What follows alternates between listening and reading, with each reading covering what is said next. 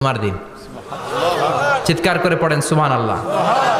তার মানে আদম সৃষ্টি হলো জুমার দিনে, দুনিয়ায় নামিয়ে দেয়া হলো জুমার দিনে, তওবা কবুল করে নেওয়া হলো জুমার দিনে, রূহ কবজ করা হলো জুমার দিনে, আবার কিয়ামত সংগঠিত হবে জুমার দিনে। পড়েন সুবহানাল্লাহ।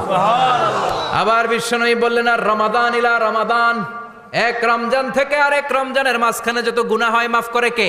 আল্লাহ।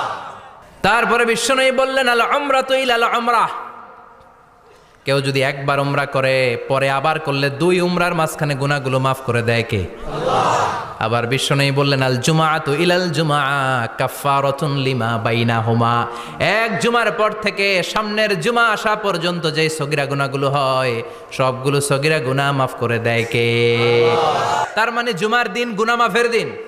সারা সপ্তাহে ভুল ত্রুটি অন্যায় যা করলাম জুমার নামাজের বদৌলতে